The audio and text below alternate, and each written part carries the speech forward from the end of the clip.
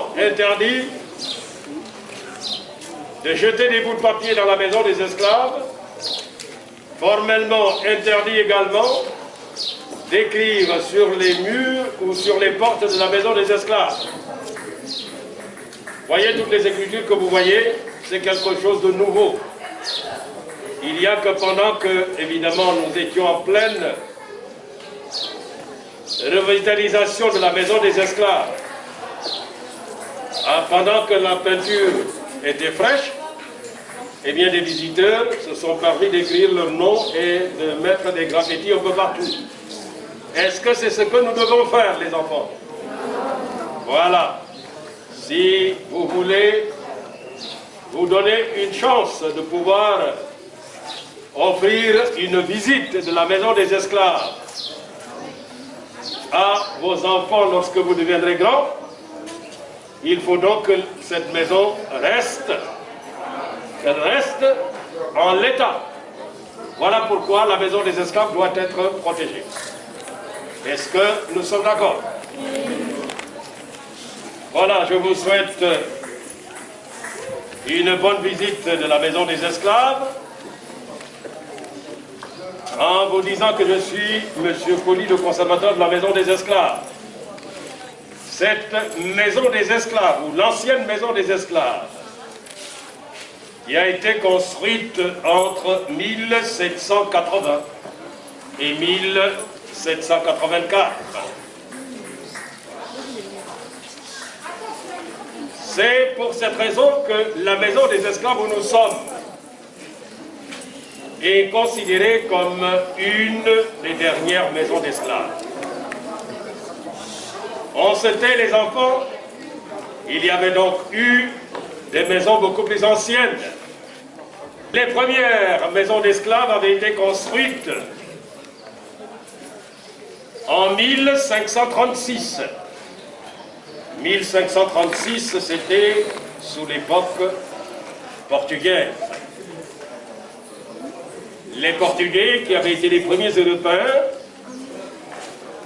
à prendre possession de l'île de Gorée ou à être arrivés à Gorée en 1444. Arrivée des premiers Européens à Gorée, les Portugais, 1444. Il y a également qu'après l'abolition de l'esclavage, parce que l'île de Gorée avait donc été occupée successivement par les Portugais,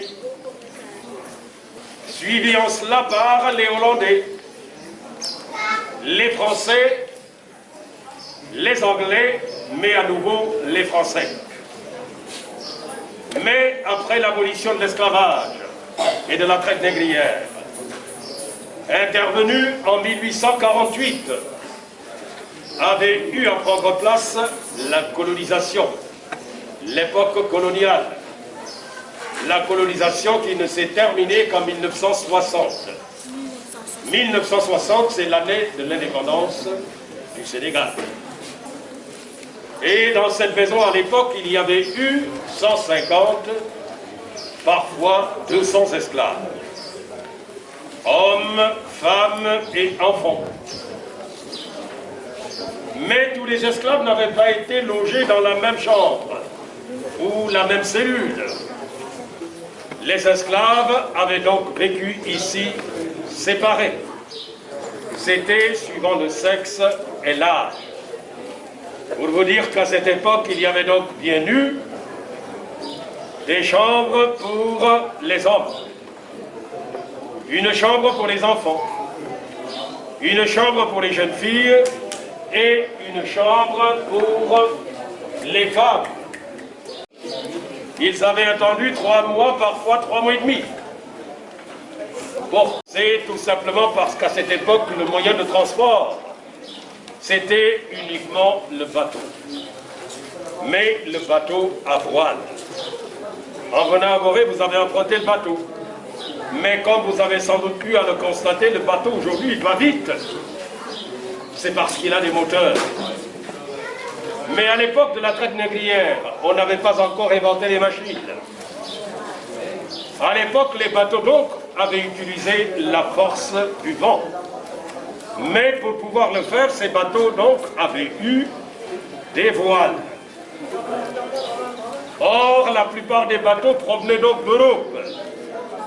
Étant donné la distance entre l'Europe et l'Afrique, et puisque ces bateaux donc n'allaient pas très vite, cela avait pris du temps, 3 mois, parfois 3 mois et demi, avant de voir ces bateaux arriver ici en Afrique. Les esclaves donc avaient été obligés d'attendre l'arrivée des bateaux, car ce sont ces mêmes bateaux qui avaient eu à transporter les esclaves à destination des Amériques. Alors les enfants, j'ai dit des Amériques et non de l'Amérique. Chaque fois que vous entendrez parler des Amériques, sachez tout simplement qu'il s'agit de l'Amérique du Nord, de l'Amérique centrale et de l'Amérique du Sud. À cela, il faut ajouter toutes les îles aux alentours, à savoir les Antilles, y compris la Caraïbe. C'est donc vers ces endroits-là que les esclaves à l'époque avaient été amenés. Pourquoi faire? Eh bien, c'était pour travailler dans les plantations et dans les mines. Plantations de coton, de café, de canne à sucre. Mais également, les esclaves avaient été employés dans l'exploitation des mines. Alors, je disais que chaque fois que vous m'entendrez parler des Amériques et non de l'Amérique, sachez tout simplement qu'il s'agit de l'Amérique du Nord, de l'Amérique du Sud et de l'Amérique centrale. À cela, il faut ajouter toutes les îles aux alentours, à savoir les Antilles, y compris la Caraïbe. Parce que c'est vers ces endroits-là que les esclaves qui avaient été capturés ou achetés en Afrique avaient été amenés. Pourquoi faire? C'était pour travailler dans les plantations et dans les mines. Plantations de coton, de café, de canne à sucre. Mais également, ils avaient été employés dans l'exploitation des mines. Or, les esclaves partaient le plus souvent sous un numéro matricule. Rares avaient été alors les esclaves qui, en allant aux Amériques, avaient pu le faire sous un nom ou un prénom africain. Ils partaient donc sous un numéro matricule, numéro qu'ils avaient été obligés de conserver jusqu'à la destination finale, à savoir jusqu'à l'arrivée aux Amériques. Mais une fois débarqués aux Amériques, les esclaves donc avaient eu à se choisir les noms ou les prénoms de leur nouveau maître. Ou parfois c'était le nouveau maître qui avait pu tout simplement leur donner le nouveau nom ou le nouveau prénom. Et voilà pourquoi les esclaves qui à l'époque avaient donc été amenés aux États-Unis s'y étaient alors retrouvés avec des noms ou des prénoms anglo-saxons. Parce qu'à l'époque, aux États-Unis, la population la plus nombreuse avait été constituée par des anglo-saxons. Pour ceux qui avaient été amenés au Brésil, le Brésil était une colonie portugaise. Les esclaves au Brésil eurent des noms ou des prénoms portugais. Ceux qui avaient été amenés à l'île de Cuba, l'île de Cuba était une possession espagnole. Alors les esclaves à Cuba eurent des noms ou des prénoms espagnols. Quant à ceux qui avaient été amenés aux Antilles françaises, tout comme à Haïti, eh bien naturellement, ils avaient eu des noms ou des prénoms français. Mais je disais que les esclaves avaient vécu ici séparés. Cela s'était alors passé de la manière suivante. Parce qu'à droite et à gauche, nous avons les cellules qui avaient été les cellules des hommes. Or, dans une cellule comme celle d'en face, vous la voyez toute petite, puisqu'elle ne mesure que 2,60 m sur 2,60 m. Dans cette cellule, à l'époque, il y avait eu 15 à 20 hommes. Tous étaient donc assis par terre tout autour du mur, adossés au mur, c'est-à-dire le dos contre le mur, les chevilles enchaînées et parfois le cou maintenu à hauteur du mur par des entraves. Les entraves constituées par une longue tige en fer ou en bois qui passait devant le cou de l'esclave et avait été fixée au mur et dont la fonction avait été d'empêcher tout mouvement de la tête. Mais ils ne seront libérés, ces esclaves, qu'une fois par jour, juste pour leur permettre de manger ou d'aller aux toilettes une fois par jour. C'est vous dire donc qu'à cette époque, chaque fois qu'un homme avait voulu aller tout simplement aux toilettes, avant ou après l'heure de libération quotidienne, il avait été bien forcé de le faire sur place. Alors évidemment, la conséquence, c'est bien cette épidémie de peste.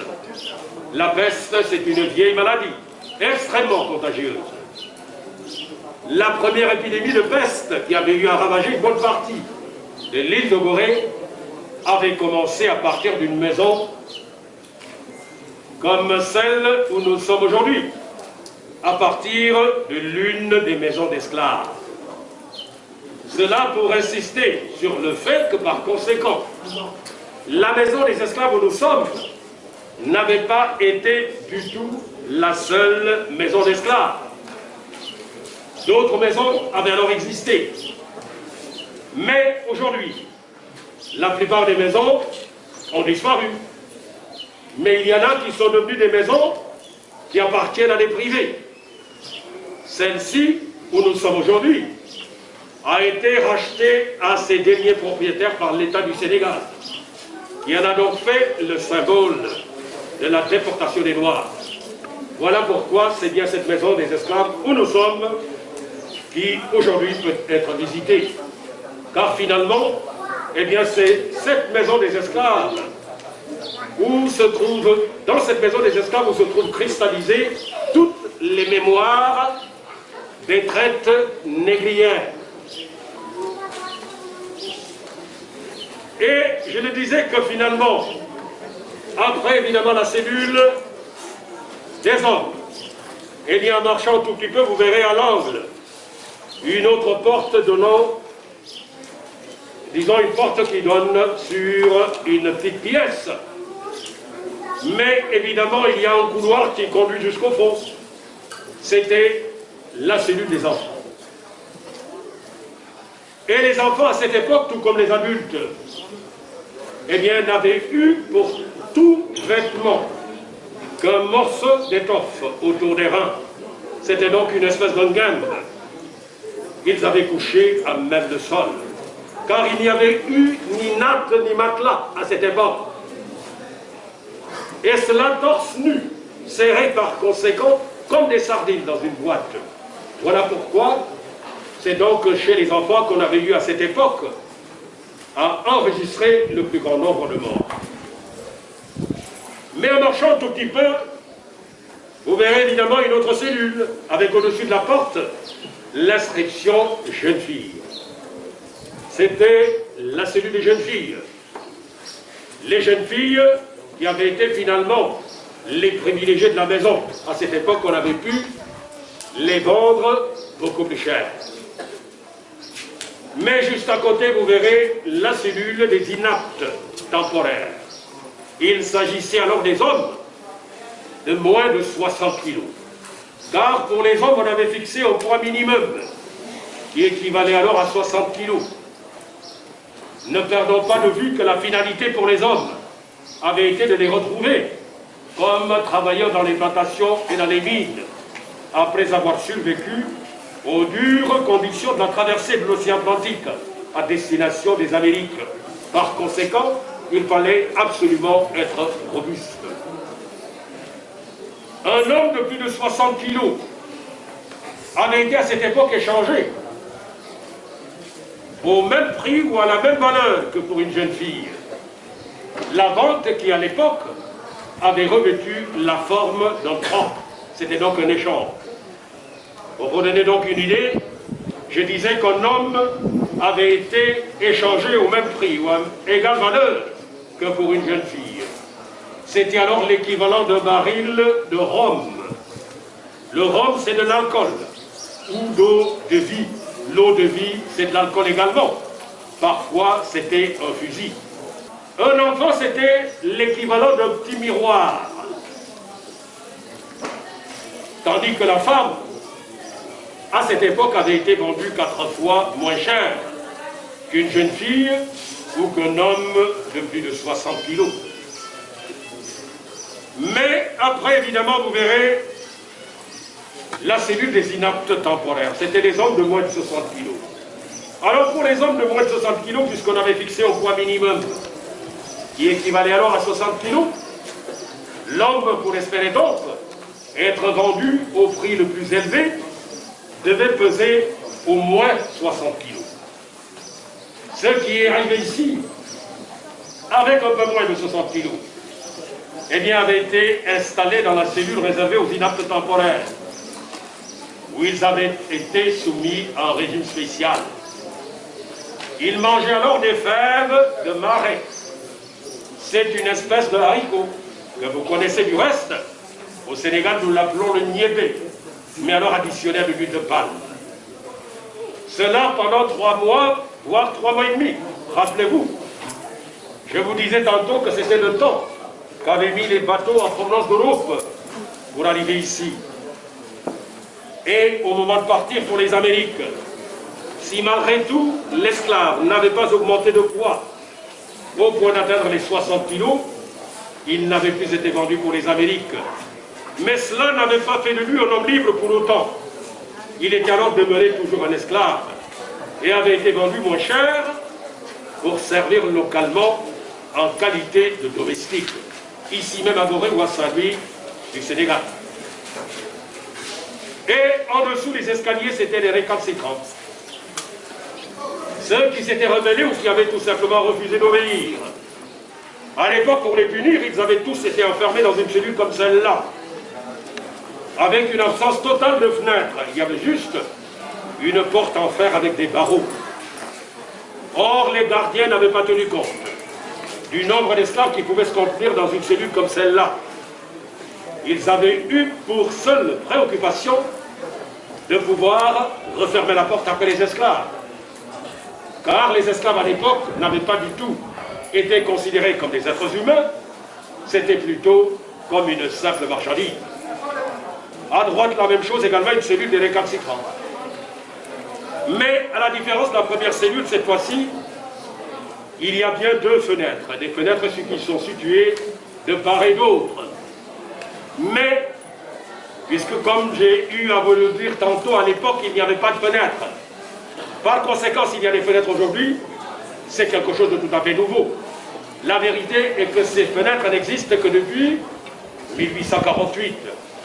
1848, c'est l'année de référence de l'abolition de l'esclavage et de la traite négrière en France et dans les colonies françaises.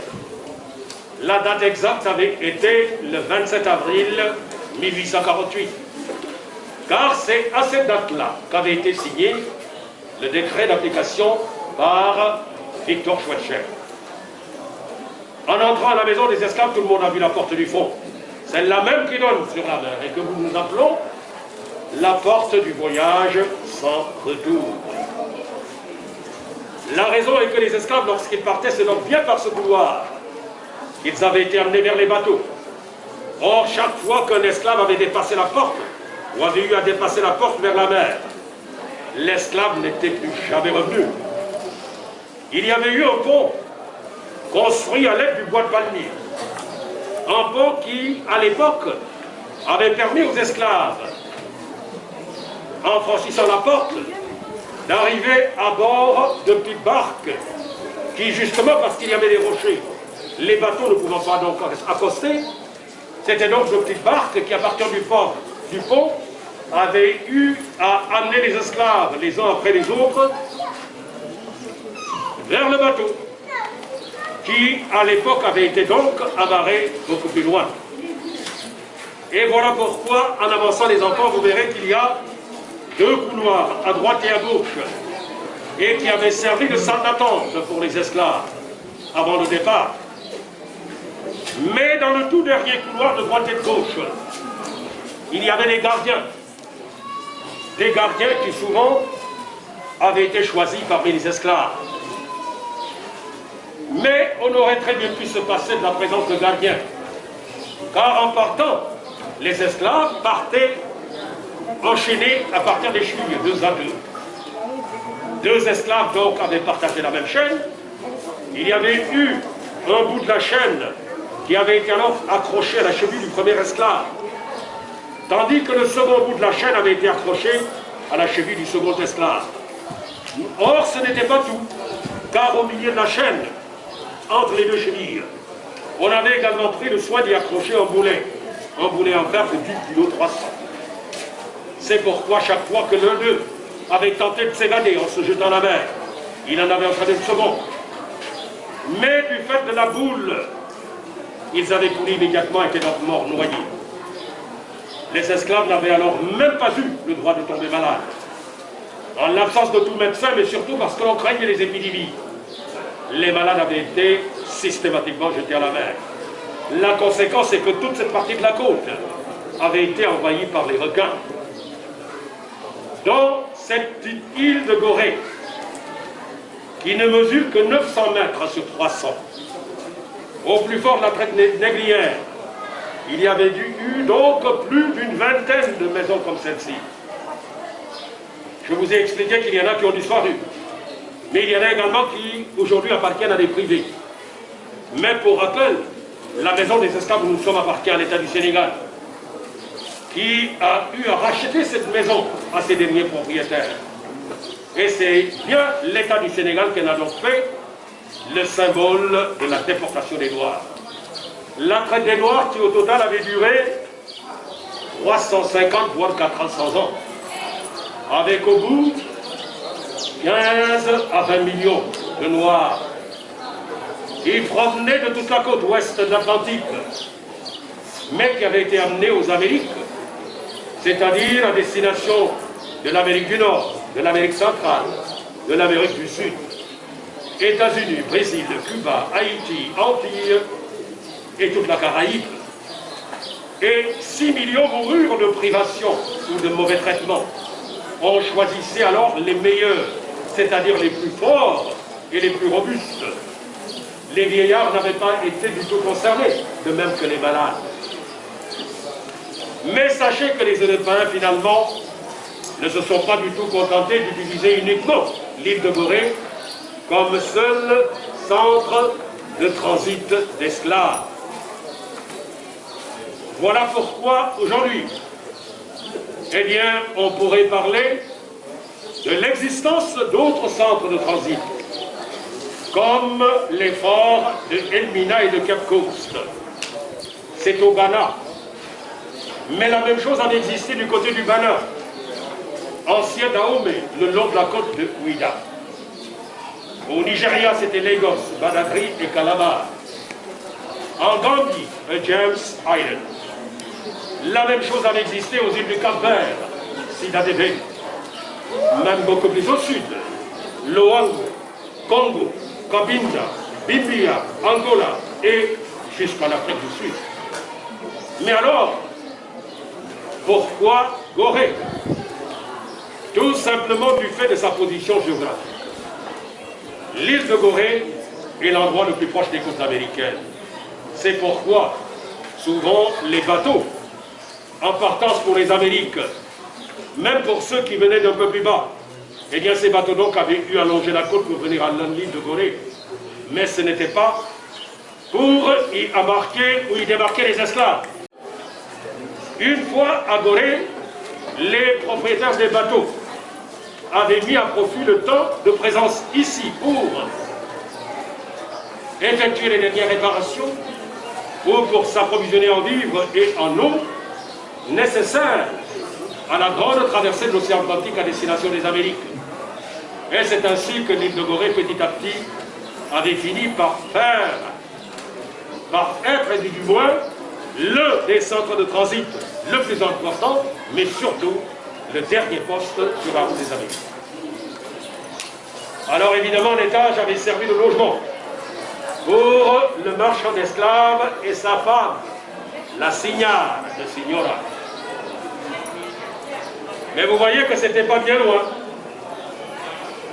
Voilà pourquoi aujourd'hui, on ne peut s'empêcher de se poser la question de savoir comment, à cette époque, comment avait-il fait pour pouvoir vivre tranquillement là-haut avec toute la souffrance des esclaves en bas. Mais également, il y a que les Européens n'avaient alors pas été du tout les seuls à avoir eu à s'occuper de la traite des Noirs. Parce qu'avant la traite des Noirs organisée par les Européens, qui, elle, n'avait commencé qu'à partir du XVIe siècle, il y avait eu une autre traite des Noirs beaucoup plus ancienne, organisée par les Arabes, mais qui se sont implantés du côté de l'Afrique de l'Est, du côté de l'océan Indien, entre évidemment la corne de l'Afrique et l'Afrique du Sud. C'est ainsi qu'ils avaient pu utiliser comme grand port d'esclaves l'île de Zanzibar. À partir de Zanzibar, les esclaves avaient été amenés en île Maurice, île de la Réunion, Madagascar, Égypte, Asie, Arabie et même jusqu'en Inde. Il y avait eu également la traite qui est dite transsaharienne, beaucoup plus ancienne, qui avait commencé au 7e siècle pour ne se terminer qu'au 19e. Mais les enfants, sachez que si l'État du Sénégal a décidé de vous faire voir cette maison des esclaves et de conserver la maison des esclaves, ce n'est pas pour, encore une fois, consacrer la séparation entre les Blancs et les Noirs, ou permettre aux Noirs d'haïr davantage les Blancs, encore moins les Arabes. Il s'agit simplement parce que lorsqu'on s'est aperçu que les hommes et les femmes avaient tendance à bidouiller, qu'il fallait un lieu comme celui-là pour nous rappeler que les libertés sont fragiles. Et puisqu'on peut perdre facilement sa liberté ou ses libertés, il y a donc lieu de protéger les libertés ensemble. Et on a besoin à chaque moment de rappeler que finalement, on peut facilement perdre sa liberté. Voilà pourquoi, évidemment, la visite de la maison des esclaves est rendue obligatoire pour tous les élèves. Il faut que vous sachiez que ce qui est arrivé entre le XVIe et le XIXe siècle, et même ce qui est arrivé avant les Arabes, eh bien, aujourd'hui, ceux qui avaient été amenés en esclavage n'avaient rien fait pour mériter cela. Ils avaient été traités de cette manière du fait simplement de la couleur de leur peau. Il n'y a pas de différence entre un blanc et un noir. Ce qu'il y a d'important, c'est le travail, c'est l'éducation. Il faut donc étudier les enfants. Parce que souvent, même mes enfants me disent « Oui, je passe dans ma galle parce que je vais en classe supérieure. » Mais le problème, ce n'est pas de passer simplement en classe supérieure, mais c'est de passer en classe supérieure avec la meilleure moyenne possible. Parce que nous sommes dans un monde de compétition, où il n'y a pas de place pour les médiocres. Vous ne serez pas jugés les enfants en tant que fils ou filles du Sénégal. Du fait de la mondialisation, vous serez dorénavant jugés comme, évidemment, un fils du monde. Aujourd'hui, même pour travailler, malgré les diplômes, c'est la compétition. On regarde les meilleurs. Alors les enfants, il n'y a pas de différence, il y a une grande différence entre celui qui réussit son baccalauréat avec la mention passable et celui qui réussit le baccalauréat avec la mention très bien. La preuve, les élèves qui sont à Mariamaba sont parmi les meilleurs du Sénégal, n'est-ce pas? Est-ce que vous êtes d'accord? Est-ce que vous n'avez pas envie de vous retrouver un jour à l'école Mariamaba? Dans ce cas-là, évidemment, laissez les TikTok et mettez-vous au travail. Il n'y a pas de différence entre une fille et un garçon. Tout le monde tout le monde doit évidemment étudier. Vous savez, les esclaves n'ont pas eu droit à l'éducation. Tout simplement parce que c'est l'éducation qui libère. C'est l'éducation qui permet de comprendre, évidemment, la vie du monde. Si vous n'êtes pas éduqué, si vous ne faites pas l'effort d'apprendre les leçons, vous ne saurez jamais, jamais, jamais vous réaliser. Car évidemment, ce que vos parents attendent de vous, ce n'est pas évidemment que vous leur apportiez tout de suite de l'argent, mais c'est simplement, ils attendent de vous que vous rameniez à la maison, évidemment, les meilleurs résultats possibles. Car celui qui est premier de la classe n'est pas toujours le plus riche, mais celui qui est dernier de la classe non plus n'est pas le plus pauvre. Donc voilà pourquoi c'est l'éducation et évidemment le travail qui vous permettra d'obtenir des résultats. Est-ce que vous avez compris les enfants? Est-ce que vous avez compris les enfants? Oui. Non, non c'est faible. Est-ce que vous avez compris les enfants? Oui. Voilà, merci. Donc,